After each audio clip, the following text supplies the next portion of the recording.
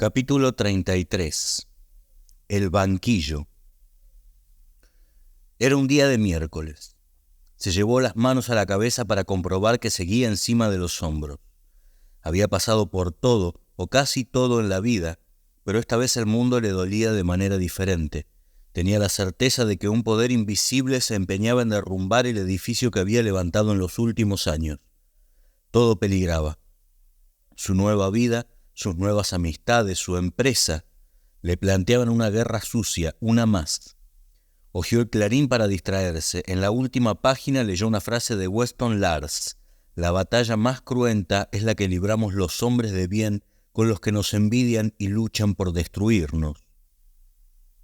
Le pareció perfecta, escrita para él, para ese momento, para el combate del día. Sintió que el odio que lo empujaba a sobrevivir una vez más estaba justificado. Volvió a leer la frase. No importaba que le hubiese elegido Cora Cané para su columna diaria, tal vez fuera una señal. Estaba pensando en eso cuando una voz lo llamó. Salía de una oficina, comprendió que era su turno, se alisó la corbata y entró. Antes de sentarse frente al juez Facundo Cubas, hizo un chiste. Dijo que se debían inventar sillas para gordos. Eran las 10 de la noche. La audiencia estaba por comenzar. La secretaria de minifalda y cama solar obligada en los tribunales comenzó a hacer lo suyo. Interrogado acerca de sus condiciones personales, dice ser y llamarse Rodolfo Galimberti, quien acredita su identidad con cédula de identidad expedida por la Policía Federal Argentina, número 5.942.050, que exhibe en el acto nacionalidad argentina, nacido en Buenos Aires, el 5 de mayo de 1947, hijo de Ernesto Enrique y de... La mujer interrumpió la escritura. Galimberti no recordaba el nombre de su madre. Se disculpó. Yo sé que es con A, pero no lo tengo presente ahora. El juez Cubas decidió ayudarlo. Haga memoria. A ver, Ana, Azucena, Alicia. No, es parecido, doctor, pero no es tan común. Puede ser Alcira o Arminda. Arminda, ese es. Mi madre se llamaba Arminda. Como la mía. Qué casualidad, doctor. Galimberti se relajó un poco. Había descubierto una endija de humana complicidad en el hombre que iba a interrogarlo. Eso lo tranquilizaba. La secretaria volvió al acta. Hijo de Ernesto Enrique y de Arminda Castellucci, con estudios secundarios, estado civil divorciado, ocupación empleado de Hard Communication. Cuba se acomodó detrás de su escritorio. Galimberti tensó los músculos de la cara. Con el índice y el pulgar de cada mano tomó las solapas del saco y dio un pequeño tirón. Tosió. Las preguntas difíciles estaban por llegar. Ese miércoles, 6 de octubre de 1999, había sido citado a declarar como imputado en la causa 14.052/98, junto a Jorge Born, Jorge Rodríguez, Federico Quirno y Roberto Engels, por el delito de administración fraudulenta en perjuicio del padre Julio César Grassi. Al Estado Mayor Conjunto de Hard Communication se lo acusaba, en resumidas cuentas, de haber estafado al titular de la Fundación Felices los Niños mediante la liquidación irregular de lo recaudado con el juego telemático bautizado Su Llamado, que se emitía cada noche en el programa de Susana Jiménez. Los televidentes podían comunicarse con una línea, en este caso el 0939-12222, con un doble fin: participar de un sorteo millonario y realizar una donación a la obra de caridad del sacerdote. Del concurso, según el fiscal Martín Nicholson, participaron cerca de 3 millones de personas, generando una facturación superior a los 18 millones de dólares, pero al cura le dieron solo 400.000. Según el fiscal, Hart debería haberle pagado a Grassi, según un decreto oficial de 1965, el 50% de la ganancia neta, y pese a que el cura llegó a un acuerdo extrajudicial con los hombres de la empresa, merced a una donación personal de Susana Jiménez, la causa prosiguió debido a que el delito investigado es considerado de acción pública. Galimberti y Born llegaron al juzgado de Cubas en la Valle 1171, casi esquina Libertad, a bordo de un Peugeot 405 azul. Galimberti no quería que llegaran juntos, pero Born se puso firme. Entramos los dos a la vez, como corresponde. 8 custodios trataron de mantener a raya a los fotógrafos y periodistas. En medio del revuelo, Bourne dejó una frase inverosímil. «Estoy muy tranquilo». Galimberti no habló. Peinado a la gomina, desafió el acoso con el mentón en alto, en una pose con aires musolinianos. «Chorros, devuelvan la guita», les gritó uno que pasaba. Galimberti le disparó una sonrisa. El primero de los socios en declarar fue Jorge Rodríguez. Llegó a las 7 de la mañana y respondió el cuestionario del juez hasta las 5:30 de la tarde. Siguió Engels, más tarde le tocó el turno a Quirno, y a eso de las 8:30 fue llamado Jorge Bourne. El empresario se sentó frente al magistrado sin ocultar el fastidio que le provocaba la situación. Con cada respuesta dejaba entrever su bronca. Los insultos de la entrada lo habían alterado aún más que la causa. A la pregunta «¿Tiene condenas anteriores?», Bourne gruñó. «Sí, ustedes lo saben, fui condenado anteriormente por la guerrilla y el poder ejecutivo». Todos se sorprendieron con el tono agresivo de la respuesta. El juez Cuba no la dejó pasar. «Voy a tener que pedirle, señor Bourne, que modere el tono de sus contestaciones, si no va a tener que retirarse del despacho». El abogado Novak pidió 1 minuto para hablar con su cliente. Le advirtió: «Jorge, o se porta bien o queda preso, ¿entiende?». Bourne ensayó una protesta, pero el abogado insistió. Reiniciada la audiencia, el empresario le pidió disculpas a Cubas. Por supuesto, para Bourne todo lo hecho por Hart era correcto. Incluso tuvimos el visto bueno de la Secretaría de Desarrollo Social del señor Eduardo Amadeo, dijo. Y añadió: «Luego comenzó un ataque por parte de la prensa sobre lo que se estaba desarrollando. Se nos acusó de defraudar a la Fundación de Grassi, de no pagar los impuestos correspondientes. Se dijo que los premios habían sido falsos y que los llamados no habían sido reales sino truchos. Así decían». Bourne tenía algunas precisiones bajo la manga. Todo este ataque se expresó en 186 horas de televisión, 157 horas de radio, 315 metros lineales de prensa escrita y más de 100 páginas de revistas. Así no hay negocio que prospere. Cubas lo interrumpió. «Señor Bourne, usted dice que el concurso fue un mal negocio para Hart. Pésimo negocio. Cualquier análisis, aunque superficial, de nuestra contabilidad mostraría los muy magros resultados que quedaron para la empresa como resultado del evento. Con esto, doctor, se destruye el fundamento básico de las críticas que se nos hicieron». «Eso se verá más tarde, señor Bourne. ¿Quisiera agregar algo a lo que ya dijo?» «Sí, por supuesto. Quiero decirles a ustedes que en mi vida yo pasé por momentos duros, pero me duele mucho comprobar que el periodismo puede hacer lo que quiere con nuestra honra. Se ha llegado a un punto, señores, en el que el poder de la prensa es superior al poder de las armas. Yo creo que si no se pone coto a este fenómeno, la cosa va a llegar a extremos indeseables. Nada más, muchas gracias». El juez, el fiscal y la secretaria tragaron saliva. Parecía una declaración de guerra, y en realidad lo era.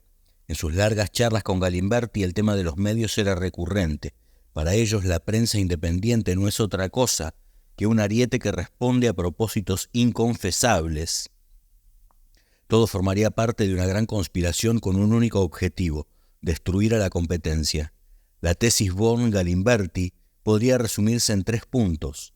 A. Quien maneja información tiene poder. B. Quien detenta los canales por donde viaja esa información, es decir, los medios de comunicación, está en condiciones de cobrarle peaje al resto. Y C. La irrupción de nuevas tecnologías agudiza los niveles de confrontación entre los grupos de poder para apropiarse de estas. En la óptica de la extraña pareja, estos serían los desencadenantes de la Tercera Guerra Mundial, la guerra electrónica. En esta conflagración, los periodistas serían algo así como los soldados de las grandes corporaciones, dueñas de la telefonía, los satélites y la televisión. Podría decírseles: es el capitalismo, tontos, pero no, para ellos es la razón de un combate. Así lo confiesan en privado. Rodolfo Galimberti entró al despacho de Cubas después de Bourne, recién a las 10 de la noche. ¿Cuáles son sus medios de vida, Galimberti? Me mantengo con lo que recibo por mi trabajo en Hart Communication. ¿Tuvo condenas anteriores? No, doctor. Y yo quisiera manifestarle que el hecho de que se me imputa no responde a la realidad de las cosas. ¿Y cuál es, según usted, la realidad de las cosas? Nosotros queríamos ayudar. Con Jorge Rodríguez y Bourne siempre tuvimos esa idea. ¿Me puede explicar cuál era el objetivo de la empresa? Hacer un juego promocional. Yo conocí a la familia Banfi, dueño de Telinfor, la empresa de audiotexto. A la señora Susana Jiménez nunca la había tratado, aunque siempre aspiré a llegar a ella. ¿Qué quiere decir con eso? Que quería conocerla, pero volviendo a lo otro, quisiera decir que con Rodríguez siempre tuvimos una idea en mente. Si el negocio funcionaba, teníamos el deber de ayudar a alguna entidad que hiciera algo por la gente. ¿Qué papel cumplió usted en la empresa? Yo contactaba gente para conseguir capitales y tecnología. Así ubiqué a Banfi, que me propuso una línea 0939 para hacer una colecta. Él acercó al padre Grassi, que ya tenía una, pero recaudaba muy poco. ¿Qué es muy poco? No recuerdo bien ahora. Era una suma pobrísima. Por eso se nos ocurrió que con el juego en el programa de Susana Jiménez no solo podríamos obtener utilidades para Hart, sino también mayores beneficios para el padre Grassi. Rodríguez se encargó de contactar mediante un amigo a la producción de la señora Jiménez. Se armó incluso una reunión de la que yo participé. ¿Y entonces por qué no figuró en los contratos? Porque no tengo antecedentes empresarios y porque mi nombre podía generar algún tipo de resistencia. A Galimberti se le empastó la boca. Se sentía en el peor de los lugares, el banquillo. Ya se lo había comentado a un amigo la noche anterior. Me quieren destruir, me quieren matar. Con este juicio nos van a hundir a todos, pero yo soy el que queda peor parado. Consideraba que el proceso era injusto. En el diccionario galimbertista el adjetivo es infamante. ¿Usted considera que el concurso era benéfico? Susana Jiménez habló del juego en términos de timba televisiva. Bueno, eso de la timba televisiva es una constante en la TV argentina. Bastaba con mirar los programas, pero nosotros pretendimos darle la normativa legal correspondiente. Incluso consultamos a la Secretaría de Desarrollo Social. Si no cumplimos con todos los requisitos no fue culpa nuestra. Ocurre que el padre Grassi no tenía los balances de su fundación al día. Eso generó cierto desorden de tipo administrativo. Hubo varias reuniones con él y sus abogados. Quería mayores fondos sin tener en cuenta los costos del concurso. De ahí que cuando el padre fue al Congreso a denunciar que Hart le había pagado de menos, muchos diputados me hayan comentado, luego de mirar el contrato, que el propio padre les había acercado, que no entendían qué reclamaba. Yo mismo quise hablar con Grassi. ¿Para qué? Porque había operaciones de prensa todos los días contra Susana Jiménez y porque no entendía qué reclamaba. Él había firmado el contrato, nadie lo obligó, era todo legal. Para septiembre de 1998, previo al acuerdo extrajudicial entre Hart, Susana y el padre Grassi, el cura aparecía en los canales, condolido, hablando de la falta de palabra de los directivos de la empresa. Canal 13 le daba amplia cobertura al llanto sacerdotal, buscando herir a sus competidores de Telefe, y Clarín, el diario del multimedio, le dedicaba 8 tapas al escándalo del su llamado. Antes ya se habían hecho un festín con el divorcio de la estrella del polista Huberto Roviralta. Del otro bando, un correo informal que muchos dicen que, alentado por Jorge Rodríguez y Galimberti, hacía llegar a los medios un dossier firmado por un grupo de trabajadores de la Fundación Felices los Niños. Era un pasquín que hacía recordar las acusaciones cargadas de prejuicio de las usinas de acción psicológica de la última dictadura militar, y que era evidente buscaba minar la resistencia del sacerdote a pactar una tregua al margen de los tribunales. Hablaba sobre las supuestas inclinaciones sexuales de Grassi.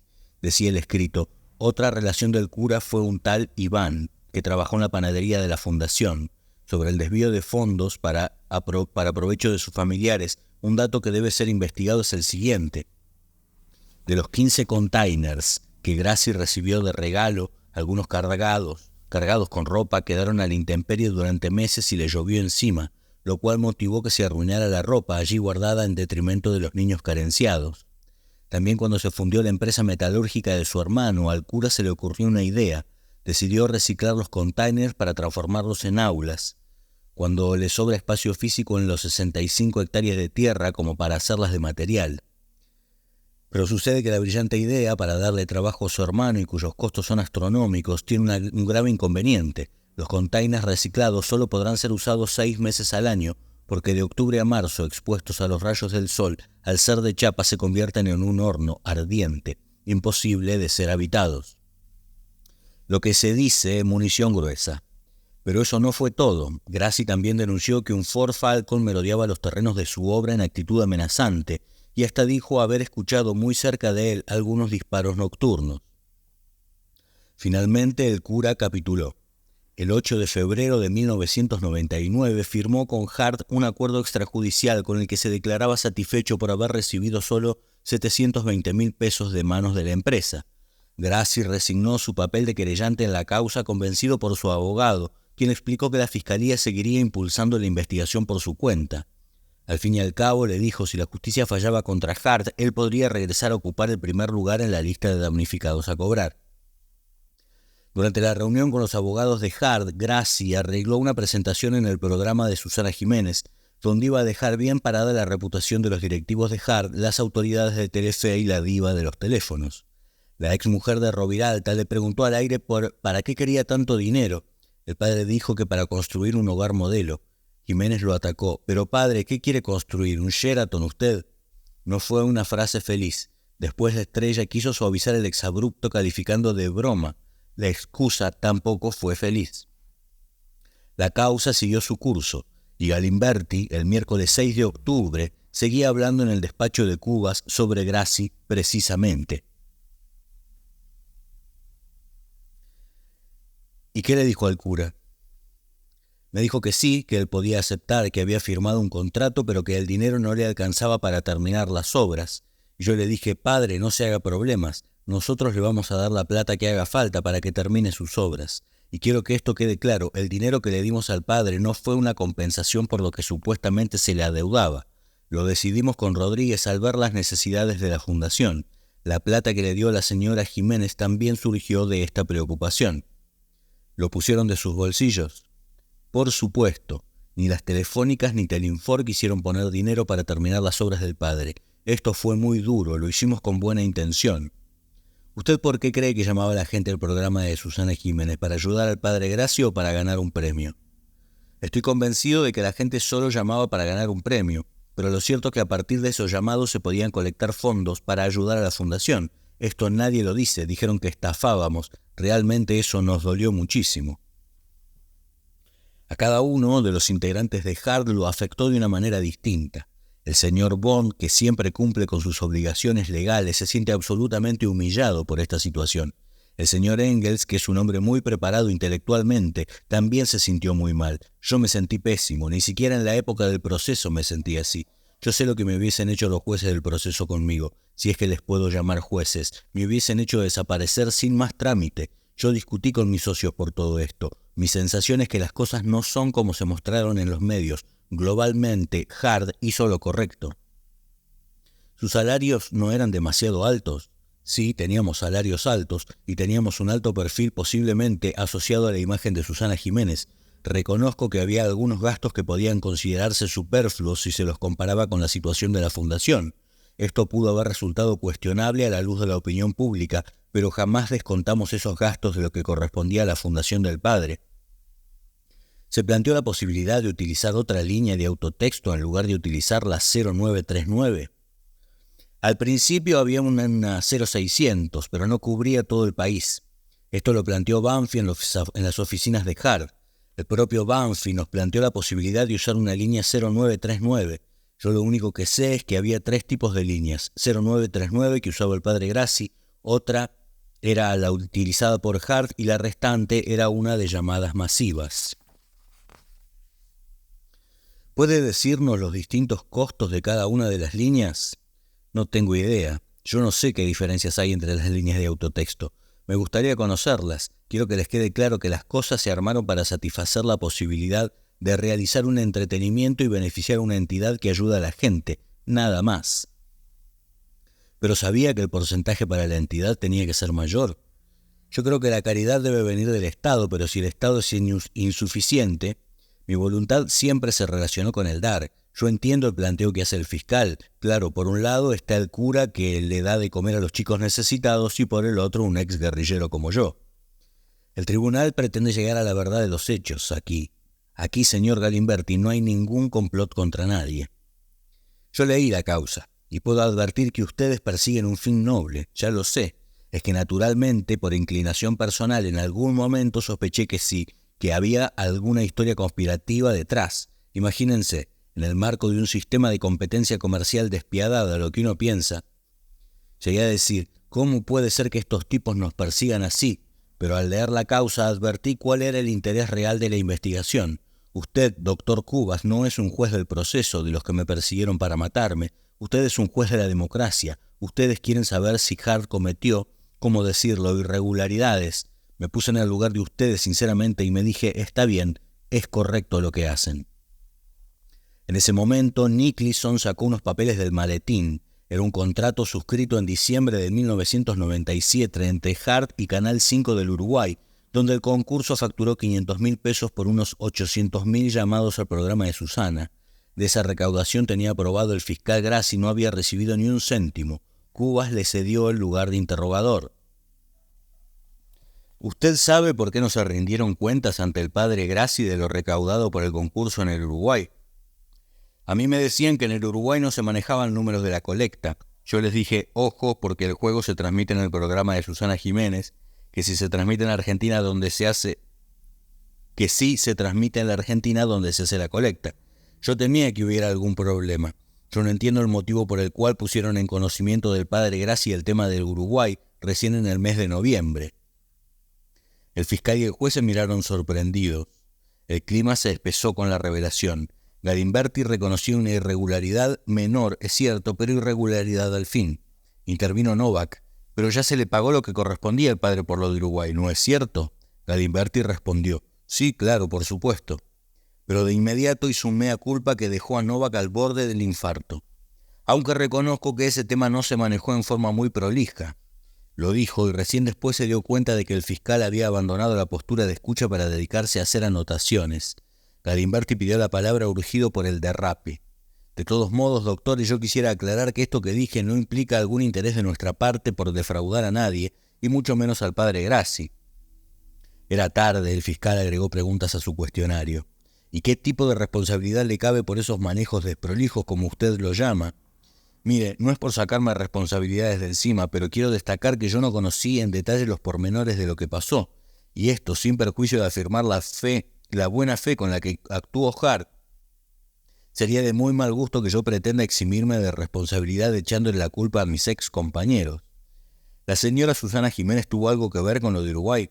Susana Jiménez no era socia del negocio, ella no cobró suma alguna por el concurso.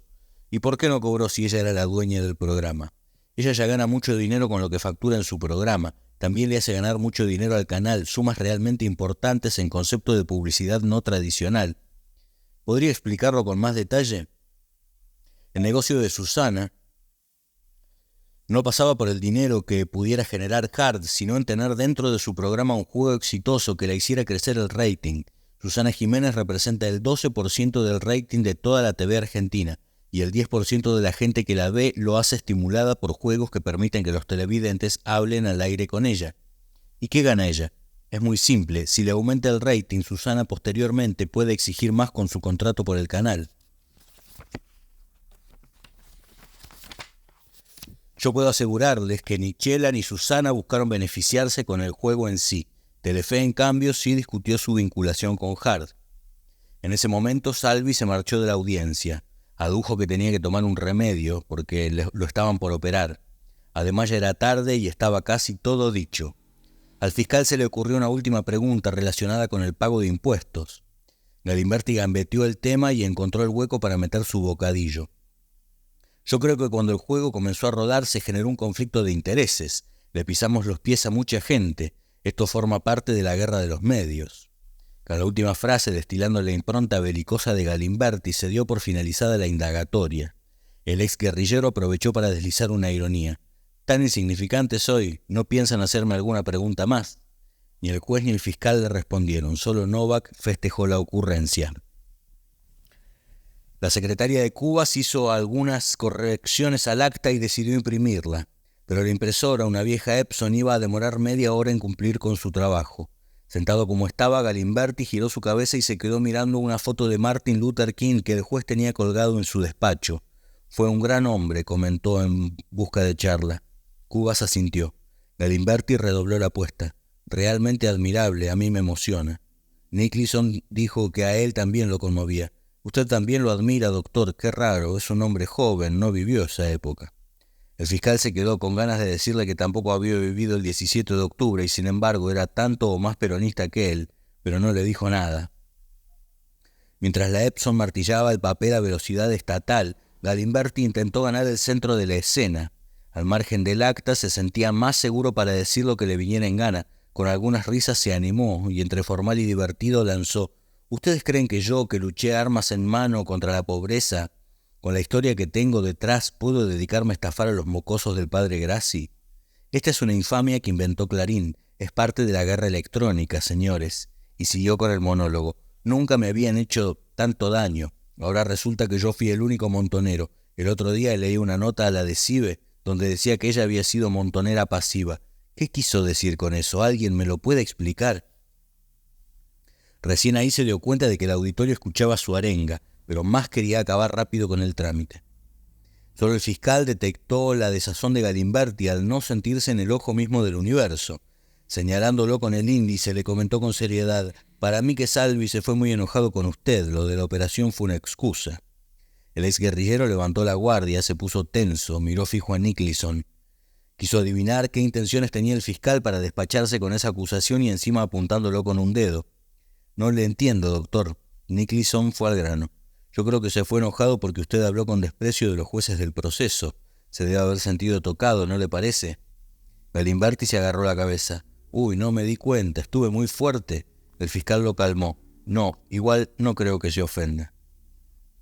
Oscar Salvi, defensor de Galimberti, Rodríguez y Born, es una de las tantas paradojas de esta historia. Como fiscal, en el año 1977 fue quien solicitó la captura de todos los líderes montoneros, incluido el propio Galimberti.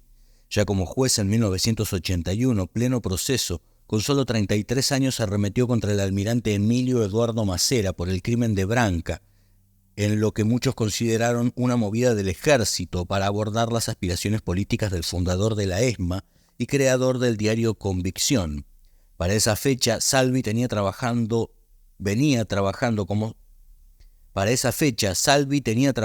como secretario en su juzgado a un joven abogado que algunos años más tarde se transformaría en fiscal, su nombre Martín Nicholson. «No, la verdad, yo tampoco creí que Salvi se ofenda», le contestó Galimberti. Nicholson le sonrió.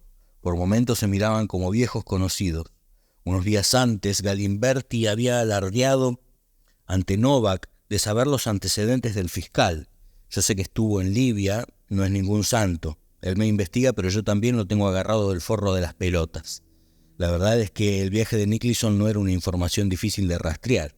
Salvi la conocía. Nicholson viajó a Libia en 1990 para asistir a un congreso de tinte antiimperialista organizado por el coronel Muammar Gaddafi, pero Galimberti buscaba impresionar.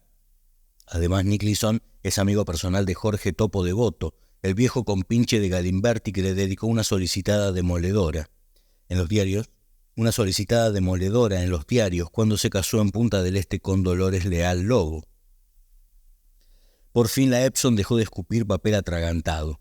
El acta flamante aguardaba para ser firmada, fue leída en voz alta y con especial énfasis su párrafo final.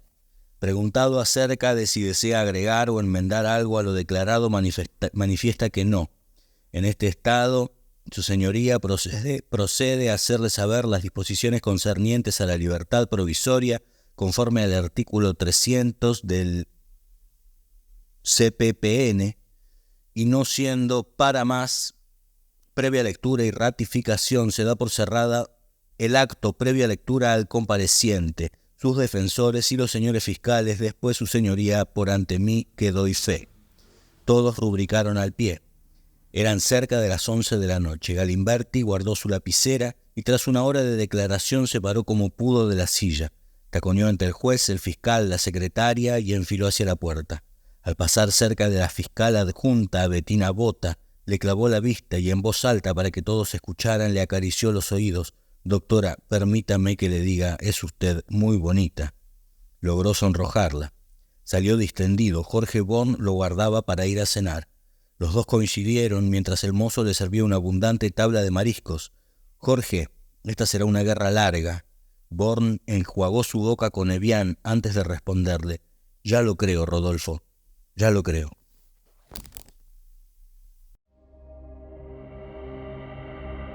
Antes de empezar este episodio te invitamos a que veas los anteriores y te suscribas a nuestro canal.